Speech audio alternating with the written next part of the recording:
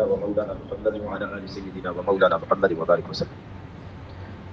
عن ابن عمر رضي الله تعالى عنه قال قال رسول الله صلى الله عليه وسلم إن الله جعل الحق على لسان عمر وقلبه.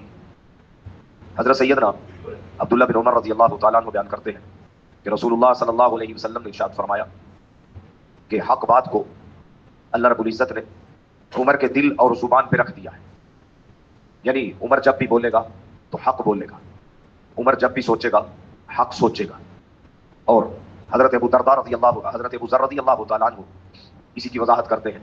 ایسی ہی فضیلت نبی اکرم صلی اللہ علیہ وسلم کی زبان سے وہ بیان کرتے ہیں، اور یہ روایت ابو داؤد شریف کی ہے کہ اللہ رب العزت نے وضع الحق علی لسان عمر یقول به، حق کو عمر کی زبان پہ رکھ دیا ہے، جس کے ساتھ وہ بات کرتا ہے حق ہی اس کی زبان پہ جاری ہوتا ہے.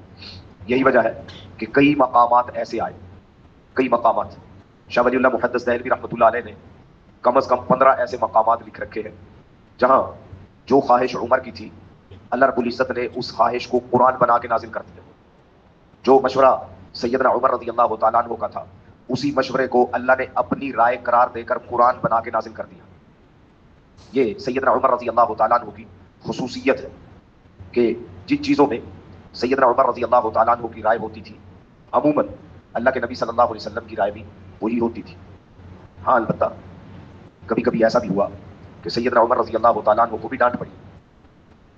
ایسا ہی ایک قصہ، ایک آدمی کا جنازہ لایا گیا، اللہ کے نبی صلی اللہ علیہ وسلم جنازہ پڑھانے لگے. سیدنا عمر رضی اللہ تعالیٰ عنہ نے روک دیا. اللہ کے نبی یہ تو بڑا کھلا گناہ کیا کرتا تھا، اس کا جنازہ نہ پڑھے. نبی صلی اللہ علیہ وسلم نے پوچھا لوگوں سے، گواہی دو، تم میں سے کوئی جانتا ہے اس نے کوئی نیکی کی ہے؟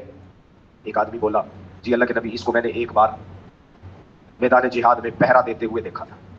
نبی علیہ الصلوۃ والسلام آگے بڑھے، جنازہ پڑھایا، اور پھر سیدنا عمر رضی اللہ تعالیٰ عنہ سے فرمایا عمر تم سے لوگوں کے اعمال کے بارے سوال نہیں پوچھا جائے گا. اور پھر اس جنازے کی طرف مخاطب ہو کے کہا کہ لوگ تو تمہیں گناہگار سمجھ رہے ہیں لیکن میں گواہی دیتا ہوں کہ تم جنت والوں میں سے.